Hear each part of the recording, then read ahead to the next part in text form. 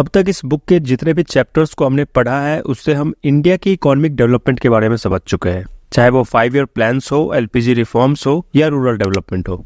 इस आखिरी चैप्टर में हम अपने आसपास के कंट्रीज के इकोनॉमिक डेवलपमेंट के बारे में पढ़ेंगे और उसे इंडिया की इकोनॉमिक डेवलपमेंट से कंपेयर करेंगे। ये इसीलिए जरूरी है क्योंकि इससे हमें अपने स्ट्रेंथ्स और वीकनेसेस के बारे में पता चलता है। दूसरा कि इस ग्लोबलाइज्ड वर्ल्ड में सभी कंट्रीज के बीच कंपटीशन बहुत ज्यादा है। हर कंट्री अपनी इकोनॉमी को मजबूत करने में लगा हुआ है। ऐसे में इंडिया जैसी डेवलपिंग कंट्रीज का कंपटीशन सिर्फ डेवलप्ड कंट्रीज जैसे यूएसए, यूके सिर्फ इनसे नहीं है, बल्कि इंडिया के साथ के जो डेवलपिंग कंट्रीज हैं जैसे वियतनाम, इंडोनेशिया, इनसे भी है। अगर आपको इसके पहले के चैप्टर्स की वीडियोस देखनी है जिसमें हमने इंडिया की इकोनॉमिक डेवलपमेंट को समझा है तो उसका लिंक वीडियो के डिस्क्रिप्शन में दिया हुआ है।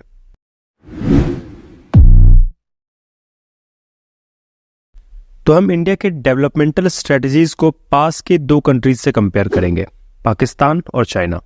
इंडिया, पाकिस्तान और चाइना, इन तीनों को हम कंपेयर इसलिए कर रहे हैं क्योंकि इनका डेवलपमेंटल स्ट्रेटजीज काफी सिमिलर रहा है और तीनों ने शुरू भी लगभग एक टाइम पे किया था। भारत और पाकिस्तान 1947 में इंडिपेंडेंट हुआ और पीपल्स रिपब्लिक ऑफ चाइना 1949 में एस्टेब्लिश हुआ। तीनों ने डेवलपमेंट की प्लानिंग भी सिमिलर वे में स्टार्ट किया। इंडिया ने 1951 से 56 के लिए 5 ईयर प्लान अनाउंस किया।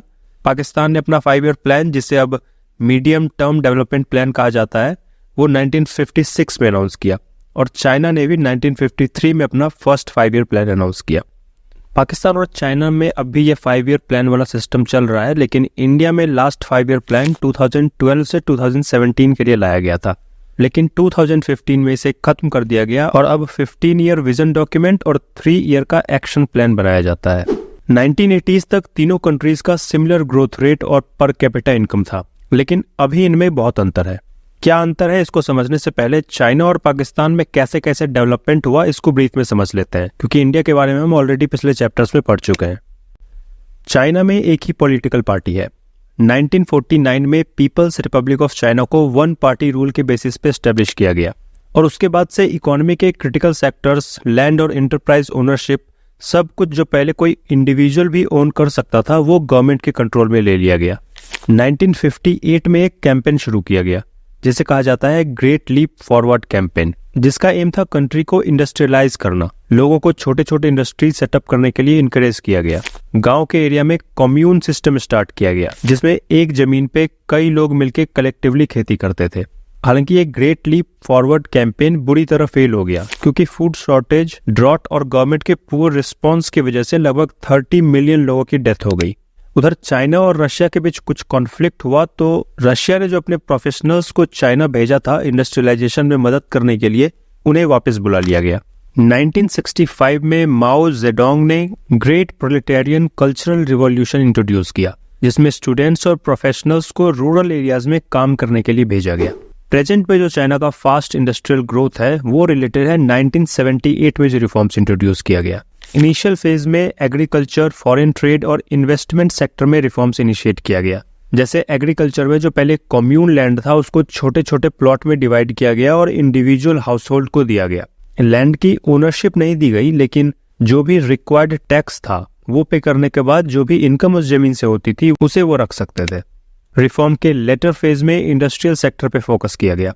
Private sector firms, particularly town और विलेज एंटरप्राइजेस जिसको लोग कलेक्टिवली ओन करते थे, उनको भी गुड्स प्रोड्यूस करने की परमिशन दी गई ताकि जो स्टेट ओन्ड एंटरप्राइजेस है, जिसे इंडिया में हम पब्लिक सेक्टर एंटरप्राइजेस कहते हैं, उनके लिए कंपटीशन बढ़े। रिफॉर्म में डुअल प्राइसिंग का सिस्टम भी लाया गया जिसमें प्राइस को 2 तरह से फिक्स किया जाता था। फार्मर्स और इंडस्ट्रियल यूनिट्स जो इनपुट खरीदेंगे और जो आउटपुट बेचेंगे वो उस प्राइस पे करेंगे जो गवर्नमेंट फिक्स करेगी और क्वांटिटी भी फिक्स होगा। ऐसा किया गया ताकि जो एसेंशियल गुड्स है उनके प्राइस में स्टेबिलिटी आए। इसके अलावा जो खरीद बिक्री होगा वो मार्केट प्राइस पे होगा, मतलब डिमांड और सप्लाई के अकॉर्डिंग। फॉरेन इन्वेस्टर्स को अट्रैक्ट करने के लिए स्पेशल इकोनॉमिक जोन सेटअप किया गया। ये इकोनॉमिक ग्रोथ के पर्पस के लिए बनाया हुआ एक फिक्स्ड जियोग्राफिकल एरिया होता है जहाँ का इकोनॉमिक रूल्स कंट्री के बाकी एरिया से डिफरेंट होता है। बेसिकली फॉरेन इन्वेस्टर्स को थोड़ा बेनिफिट दिया जाता है ताकि वो इन्वेस्ट करने के लिए अट्रैक्ट हो। पाकिस्तान की इकोनॉमिक पॉलिसीज इंडिया से काफी सिमिलर थी। जैसे पाकिस्तान ने भी मिक्स्ड इकोनॉमिक मॉडल को चुना जिसमें पब्लिक और प्राइवेट दोनों सेक्टर एग्जिस्ट करता है। जैसे इंडिया ने इंपोर्ट सब्स्टिट्यूशन पॉलिसी को प्रमोट किया था, जिसमें गुड्स को इंपोर्ट न करके डोमेस्टिक इंडस्ट्रीज को प्रमोट किया गया, वैसे ही 1960s में पाकिस्तान में भी किया गया। ग्रीन रिवॉल्यूशन के इंट्रोडक्शन से एग्रीकल्चर सेक्टर को काफी बूस्ट मिला। 1970s में कैपिटल गुड्स इंडस्ट्रीज का नेशनलाइजेशन किया गया। फिर लेट 1970s और 1980s में ज्यादा फोकस डी नेशनलाइजेशन और प्राइवेट सेक्टर को इनकरेज करने पे किया गया।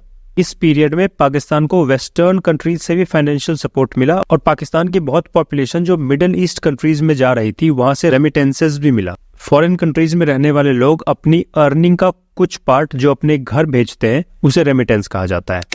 इस सब के अलावा गवर्नमेंट भी प्राइवेट सेक्टर को इंसेंटिव्स दे रही थी। तो ये सब मिला के एक ऐसा इन्वायरमेंट बना जिसमें नए इन्वेस्टमेंट्स आए और इकोनॉमिक ग्रोथ हुआ। फिर ईयर 1988 में रिफॉर्म्स शुरू किया गया। यह चाइना और पाकिस्तान के डेवलपमेंटल स्ट्रेटजीज का एक ब्रीफ आउटलाइन था। अब तीनों कंट्रीज के कुछ डेवलपमेंटल इंडिकेटर्स को कंपेयर करते हैं कि कहां कितना डेवलपमेंट हुआ है। डेमोग्राफिक इंडिकेटर्स का मतलब है उस जगह का पॉपुलेशन कितना है और उसका कंपोजिशन क्या है, मतलब डेंसिटी कितना है, मेल फीमेल रेशियो क्या है। इस बुक में जो भी डेटा दिया हुआ है वो 2017-18 का है, इसीलिए प्रेजेंट के डेटा से वो डिफर कर सकता है, लेकिन कंफ्यूजन न हो इसलिए फिलहाल हम बुक के डेटा को ही कंसिडर करेंगे। इंडिया और चाइना की पॉपुलेशन बहुत ज्यादा है, वहीं पाकिस्तान की पॉपुलेशन इनके कंपैरिजन में बहुत कम है। अब एरिया वाइज चाइना बहुत बड़ा है, इसलिए यहाँ की पॉपुलेशन डेंसिटी इन तीनों में सबसे कम है। डेंसिटी मतलब पर स्क्वायर किलोमीटर में कितने लोग रहते हैं। तो अगर एरिया छोटा होगा और उसके कंपैरिजन में लोग बहुत ज्यादा होंगे तो मतलब पॉपुलेशन डेंसिटी बहुत ज्यादा होगी। दूसरा कि एनुअल पॉपुलेशन ग्रोथ, यानी हर साल पॉपुलेशन कितनी तेजी से बढ़ रहा है, ये पाकिस्तान का बहुत ज्यादा है और चाइना का बहुत कम है। चाइना के लो पॉपुलेशन ग्रोथ का कारण बताया जाता है इसके वन चाइल्ड पॉलिसी को, जो 1970s-80s में इंट्रोड्यूस किया गया था पॉपुलेशन कंट्रोल करने के लिए। वैसे 2016 में से हटा दिया गया क्योंकि इसका फायदा कम और नुकसान ज्यादा दिखने लगा, जैसे यूथ पॉपुलेशन कम होने लगा। तीनों ही कंट्री में पर 1000 मेल्स फीमेल पॉपुलेशन भी कम है। इसका एक मेजर रीजन सन प्रेफरेंस मेंटालिटी को बताया जाता है, हालांकि इस सिचुएशन को इम्प्रूव करने की कोशिश की जा रही है। चाइना में फर्टिलिटी रेट बहुत कम है और पाकिस्तान में बहुत ज्यादा। फर्टिलिटी रेट मतलब एक वुमेन ऑन एन एवरेज अपने रिप्रोडक्टिव पीरियड में कितने बच्चों को जन्म देती है। चाइना में अर्बनाइजेशन ज्यादा है, 59% पॉपुलेशन अर्बन एरियाज में रहते हैं। ये नंबर इंडिया में 34% और पाकिस्तान में 37% है। ग्रॉस डोमेस्टिक प्रोडक्ट यानी जीडीपी की बात आजकल बहुत होती है। इन तीनों कंट्रीज में चाइना की जीडीपी सबसे ज्यादा है और पाकिस्तान की सबसे कम। जीडीपी में एक होता है नॉमिनल जीडीपी और एक जीडीपी बेस्ड ऑन पीपीपी यानी परचेजिंग पावर पैरिटी। जीडीपी का मतलब होता है एक कंट्री के बाउंड्री के अंदर एक साल में जितना गुड्स और सर्विसेज प्रोड्यूस किया गया उसका मनी वैल्यू। अब सपोज एक बर्गर बनाया गया इंडिया में और उसका प्राइस है 100 रुपीज, तो इंडिया के जीडीपी में ऐड हुआ 100। लेकिन सेम क्वालिटी का बर्गर यूएस में बनाया गया, उसका वहां प्राइस है $5, मतलब रफली 400 रुपीज, तो यूएस के जीडीपी में ऐड हुआ 400। तो दोनों सेम क्वांटिटी और क्वालिटी का प्रोडक्ट बना रहे हैं, लेकिन क्योंकि यूएसए में कॉस्ट ऑफ लिविंग ज्यादा है तो वहां का जीडीपी ज्यादा हो गया। तो जब जीडीपी में इस कॉस्ट ऑफ लिविंग को एडजस्ट किया जाता है तो उसे बोलते हैं जीडीपी बेस्ड ऑन पीपीपी। इसलिए नॉमिनल जीडीपी में इंडिया 5th लार्जेस्ट कंट्री है, लेकिन पीपीपी जीडीपी में ये 3rd लार्जेस्ट है। नॉमिनल में यूएसए लार्जेस्ट है, चाइना 2nd लार्जेस्ट, लेकिन पीपीपी जीडीपी के अकॉर्डिंग चाइना लार्जेस्ट है और यूएसए 2nd लार्जेस्ट। पाकिस्तान की जीडीपी इंडिया और चाइना के कंपैरिजन में बहुत कम है। इंडिया की जीडीपी का लगभग 10 to 11% है पाकिस्तान की जीडीपी।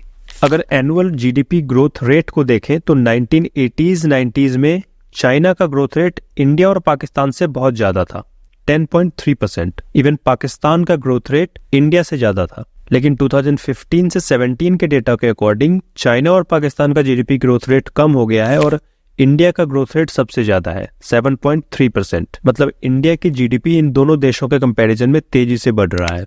अब देखते हैं कि इन तीनों कंट्री में किस किस सेक्टर में कितने लोग काम कर रहे हैं और हर सेक्टर जीडीपी में कितना कंट्रीब्यूट कर रहा है। चाइना में वैसे एरियाज जो कल्टीवेशन के लिए सूटेबल है वो रिलेटिवली बहुत कम है। टोटल एरिया का सिर्फ 10% कल्टीवेबल एरिया है। ऐसा वहाँ की क्लाइमेट और टोपोग्राफी की वजह से है। अगर इंडिया से कंपेयर करें तो इंडिया में जितना कल्टीवेबल एरिया है उसका सिर्फ 40% चाइना में है। 1980s तक चाइना की 80% से भी ज्यादा आबादी इनकम के लिए एग्रीकल्चर पे डिपेंडेंट थी। उसके बाद से गवर्नमेंट ने लोगों को इनकरेज किया कि वो फार्मिंग को छोड़कर दूसरे इकोनॉमिक एक्टिविटीज जैसे हैंडीक्राफ्ट्स, कॉमर्स और ट्रांसपोर्ट इन सब में शिफ्ट करें। 2018-19 के डेटा के अकॉर्डिंग अब चाइना की 26% वर्कफोर्स एग्रीकल्चर पे डिपेंडेंट है और agriculture sector gross value added में 7% कंट्रीब्यूट करता है। जीडीपी और जीवीए दोनों कंट्री के इकोनॉमिक परफॉर्मेंस को मेजर करने का तरीका है। ग्रॉस वैल्यू एडेड में देखा जाता है कि प्रोडक्शन में एक्चुअल वैल्यू एडिशन कितना हुआ है, और जब इसमें गवर्नमेंट जो टैक्स लेती है उसको ऐड करते हैं और जो सब्सिडीज प्रोवाइड करती है उसको माइनस करते हैं तो वो जीडीपी कहलाता है। जब सेक्टर्स को ऐसे कंपेयर करना होता है तो जीवीए ज्यादा सूटेबल डेटा होता है। अब यही 2018-19 के नंबर्स पाकिस्तान और इंडिया के केस में देखें तो पाकिस्तान में 41% पॉपुलेशन एग्रीकल्चर पे डिपेंडेंट है और एग्रीकल्चर जीवीए में 24% कंट्रीब्यूट करता है, और इंडिया 43% डिपेंडेंट है और सिर्फ 16% कंट्रीब्यूट करता है। इसी तरह तीनों देश के इंडस्ट्री और सर्विस सेक्टर के नंबर्स भी यहाँ दिए हुए हैं। इन तीनों कंट्रीज में सर्विस सेक्टर सबसे ज्यादा जीवीए में कंट्रीब्यूट करता है। ये नंबर्स देखना इसलिए जरूरी है ताकि ये पता लगे कि जितने लोग किसी पर्टिकुलर सेक्टर में इन्वॉल्व हैं, क्या उसी प्रोपोर्शन में वो कंट्री की इकोनॉमी में कंट्रीब्यूट कर रहे हैं। अगर बहुत लोग इन्वॉल्व हैं और कंट्रीब्यूशन बहुत कम है तो इसका एक मतलब है कि लोगों की प्रोडक्टिविटी बहुत लो है, जिसका कारण हो सकता है lack of education, lack of capital या lack of research and development. Generally जब कंट्री में डेवलपमेंट होता है तो एम्प्लॉयमेंट एग्रीकल्चर सेक्टर से पहले इंडस्ट्रियल सेक्टर में शिफ्ट करता है, फिर सर्विसेज सेक्टर में, जैसा चाइना में हुआ। लेकिन इंडिया और पाकिस्तान के केस में ये शिफ्ट एग्रीकल्चर सेक्टर से डायरेक्ट सर्विसेज सेक्टर में हुआ है। अब इसके पॉजिटिव एस्पेक्ट्स भी हैं जैसे फास्टर इकोनॉमिक ग्रोथ, और नेगेटिव एस्पेक्ट्स भी हैं जैसे पुअर इंडस्ट्री बेस और उसके कारण ओवर डिपेंडेंस ऑन इम्पोर्ट्स। ये है 1980s में इंडिया, चाइना और पाकिस्तान में कितना परसेंट वर्कफोर्स सर्विस सेक्टर में था, और ये है 2019 का डेटा। सर्विस सेक्टर जीवीए में सबसे ज्यादा कंट्रीब्यूट कर रहा है और मेजर प्रोपोर्शन ऑफ पॉपुलेशन को एम्प्लॉयमेंट भी दे रहा है। तो क्लियरली तीनों ही कंट्री में सर्विस सेक्टर काफी इमर्जिंग सेक्टर है। इस टेबल में तीनों सेक्टर के आउटपुट ग्रोथ के ट्रेंड का डेटा दिया गया है। 1980 से 90 में क्या आउटपुट ग्रोथ रेट रहा था और 2014 से 18 में क्या ग्रोथ रेट रहा है। एग्रीकल्चर सेक्टर में तीनों कंट्रीज का ग्रोथ रेट डिक्लाइन किया है। इंडस्ट्रियल सेक्टर में 1980s में चाइना का ग्रोथ रेट काफी हाई था, लेकिन रिसेंट में तीनों कंट्रीज का कम हुआ है। सर्विसेज सेक्टर में पहले चाइना का ग्रोथ रेट काफी हाई था, लेकिन अब डिक्लाइन किया है। वहीं इंडिया में इस सेक्टर का ग्रोथ रेट इंक्रीज हुआ है। नेक्स्ट, ह्यूमन डेवलपमेंट इंडिकेटर्स के टर्म्स में इन तीनों कंट्रीज की क्या पोजीशन है उसको देखते हैं। अगेन हम बुक में दिए गए डेटा को कंसीडर करेंगे, ऑल्दो एक्चुअल और रिसेंट डेटा में कुछ बदलाव हो सकता है। ह्यूमन डेवलपमेंट इंडिकेटर्स में आता है वहाँ की लाइफ एक्सपेक्टेंसी कितनी है, ईयर ऑफ स्कूलिंग कितना है, पर कैपिटा इनकम कितना है, और भी बहुत कुछ। इन सब को कंसीडर करके एक ह्यूमन डेवलपमेंट इंडेक्स बनाया जाता है जिसके अकॉर्डिंग कंट्रीज को रैंक दी जाती है। 2017-19 के डेटा के अकॉर्डिंग चाइना इन सारे इंडिकेटर्स में इंडिया और पाकिस्तान से बेटर परफॉर्म कर रहा है। पर कैपिटा इनकम ज्यादा है, पॉवर्टी कम है, हेल्थ इंडिकेटर्स बेटर है। कुछ इंडिकेटर्स में तो इंडिया और पाकिस्तान की सिचुएशन बहुत खराब है, जैसे मैटरनल मोर्टेलिटी रेट, यानी पर 1 लाख बर्थ कितने बर्थ गिविंग वुमेन की डेथ हो जाती है। इंडिया में ये नंबर 133 है, पाकिस्तान में 140 और चाइना में सिर्फ 29। ऐसे ही इन्फेंट मोर्टेलिटी रेट, यानी पर 1000 बर्थ कितने बच्चे की डेथ होती है, ये रेट भी इंडिया और पाकिस्तान में ज्यादा है। इन सब चीजों को कंसीडर करके चाइना की रैंक है 87, इंडिया की 130 और पाकिस्तान की 154। ह्यूमन डेवलपमेंट को मेजर करने के लिए ये सब इंडिकेटर्स जरूरी है, लेकिन काफी नहीं है। एक और इंडिकेटर जरूरी है और वो है लिबर्टी इंडिकेटर्स, यानी वहाँ के सिटीजन्स के पास कितनी आजादी है, वो सोशल और पॉलिटिकल डिसीजन मेकिंग में कितना एक्टिवली पार्टिसिपेट करते हैं, जुडिशियरी का independence, rule of law, citizens के राइट को कितना प्रोटेक्ट किया जाता है। ऐसा एक इंडिकेटर, ये पार्टिसिपेशन इन डिसीजन मेकिंग वाला, जरूर इसमें ऐड किया गया है, लेकिन रैंक डिसाइड करने में उसका ज्यादा वेटेज नहीं है। अगर ये सारे इंडिकेटर्स ऐड कर दिए जाए और इनका इंपॉर्टेंस बढ़ा दिया जाए तो ये ह्यूमन डेवलपमेंट इंडेक्स और भी मीनिंगफुल और कंप्लीट होगा। अपने नेबरिंग कंट्रीज के इकोनॉमिक परफॉर्मेंस से कुछ सीखने के लिए जरूरी है कि हम उनके सक्सेस या फेलियर के रूट कॉज को समझें। इसके लिए हम रिफॉर्म की शुरुआत को एक रेफरेंस पॉइंट लेंगे, जो कि चाइना में 1978, पाकिस्तान में 1988 और इंडिया में 1991 में हुआ था। तो प्री रिफॉर्म और पोस्ट रिफॉर्म पीरियड में क्या क्या चेंजेस आए उसको ब्रीफली देखते हैं। इंडिया और पाकिस्तान के केस में रिफॉर्म इंट्रोड्यूस करना कंपलसरी था क्योंकि हमने वर्ल्ड बैंक और IMF से लोन लिया था और उनका ये कंडीशन था, मार्केट को ओपन करो, रिड्यूस ट्रेड रेस्ट्रिक्शंस वगैरह वगैरह। लेकिन चाइना के केस में ऐसा नहीं था। तो फिर 1978 में चाइना ने क्यों रिफॉर्म किया? उस समय चाइना में जो न्यू लीडर्स थे वो माओइस्ट रूल यानी माओ जेडोंग के अंडर जो स्लो इकोनॉमिक ग्रोथ था और लैक ऑफ मॉडर्नाइजेशन था उससे खुश नहीं थे। उनका मानना था कि माओइस्ट्स की पॉलिसीज जैसे सेल्फ सफिशिएंसी और फॉरेन टेक्नोलॉजी और गुड्स को अवॉइड करने से उतना ग्रोथ पॉसिबल नहीं है, इसलिए इकोनॉमी को ग्लोबल मार्केट से जोड़ना होगा। रिफॉर्म के बाद एजुकेशन और हेल्थ सेक्टर में इंफ्रास्ट्रक्चर डेवलपमेंट पे ध्यान दिया गया, लैंड रिफॉर्म किया गया, स्मॉल इंटरप्राइजेस को प्रमोट किया गया और इन सब का पॉजिटिव इम्पैक्ट भी दिखा। लोगों की इनकम इंक्रीज हुई और सोसाइटी में स्टेटस भी बढ़ा। लेकिन ऐसा नहीं कि 1978 के रिफॉर्म से पहले कुछ नहीं हुआ था। रूरल एरियाज में बेसिक हेल्थ केयर सर्विसेज का काफी एक्सटेंशन रिफॉर्म से पहले ही हो चुका था। कम्यून सिस्टम जिसमें लोग कलेक्टिवली फार्मिंग करते थे, उसकी वजह से फूड ग्रेन्स का इक्विटेबल डिस्ट्रीब्यूशन हुआ था। एक्सपर्ट्स कहते हैं कि जो भी रिफॉर्म्स लाया गया उसे पहले छोटे लेवल पे इम्प्लीमेंट किया गया, उसके बाद बड़े लेवल पे। जो इकोनॉमिक डिसेंट्रलाइजेशन किया गया उसका भी इम्पैक्ट दिखा। जैसे हमने पढ़ा कि कल्टीवेशन के लिए लोगों में प्लॉट डिस्ट्रीब्यूट किया गया, ओनरशिप नहीं दिया गया था, लेकिन टैक्स देने के बाद जो इनकम होगी उस जमीन से वो उस इंडिविजुअल का होगा। तो इससे रूरल एरियाज में लोगों के पास पैसा आया, स्टैंडर्ड ऑफ लिविंग इंप्रूव हुआ, जिससे पॉवर्टी कम हुआ और यहीं से रूरल इंडस्ट्रीज के डेवलपमेंट का बेस बना या और भी फर्दर रिफॉर्म करने में सपोर्ट मिला। दूसरी तरफ पाकिस्तान के बारे में स्कॉलर्स कहते हैं कि रिफॉर्म के बाद डेवलपमेंट इंडिकेटर्स इंप्रूव होने के बजाय और बेकार हो गया। इस टेबल में हमने देखा था कि कैसे हर सेक्टर में 1980 से 90 के कंपैरिजन में आउटपुट ग्रोथ काफी कम हुआ है। 1960s में 40% से ज्यादा पुअर पॉपुलेशन था, जो 1980s में घट के 25% पे आ गया, लेकिन रिसेंट डेकेड्स में ये फिर से बढ़ने लग गया। इसके पीछे का कारण बताया जाता है एग्रीकल्चर और फूड सप्लाई के पुअर सिचुएशन को, जो बेसिकली गुड हार्वेस्ट पे डिपेंड करता था। मतलब जब फसल अच्छा होता था तो इकोनॉमी की कंडीशन ठीक रहती थी और अगर फसल खराब तो इकोनॉमी भी स्लो हो जाती थी। हमने पढ़ा था कि इंडिया को अपने बैलेंस ऑफ पेमेंट क्राइसिस को ठीक करने के लिए IMF और वर्ल्ड बैंक से लोन लेना पड़ा था। हमारे पास इनफ फॉरेक्स रिजर्व नहीं था कि हम इंपोर्ट कर सके। तो कंट्री के पास फॉरेन एक्सचेंज रिजर्व्स कितना है ये एक इम्पोर्टेंट कंपोनेंट होता है, लेकिन उस रिजर्व का सोर्स क्या है ये भी इम्पोर्टेंट है। अगर मैन्युफैक्चर्ड गुड्स का एक सस्टेनेबल एक्सपोर्ट करके पैसा आ रहा है तो ठीक है, लेकिन पाकिस्तान के केस में उसका most of the foreign exchange earning remittances के रूप में आ रहा था, जो कि एक स्टेबल सोर्स नहीं है। दूसरा कि पाकिस्तान फॉरेन लोन पे भी बहुत ज्यादा डिपेंडेंट रहता था और फिर वापस उस लोन को पे करने में भी इनको काफी दिक्कत होती थी। हालांकि पिछले कुछ सालों में पाकिस्तान ने रिकवर किया है। रिपोर्ट के अकॉर्डिंग 2017-18 में GDP में 5.5% ग्रोथ हुआ है, जो कि प्रीवियस डेकेड्स के कंपैरिजन में हाईएस्ट है। तीनों सेक्टर्स में भी ठीक ग्रोथ हुआ है और मैक्रो इकोनॉमिक इंडिकेटर्स जैसे इन्फ्लेशन, इंटरेस्ट रेट, ये सब भी स्टेबल और पॉजिटिव रहा है। कंक्लूजन यह है कि तीनों कंट्रीज ने लगभग एक टाइम पे अपनी जर्नी स्टार्ट की और इस डेवलपमेंट पाथ में 7 डेकेड्स से ज्यादा बीत चुके हैं।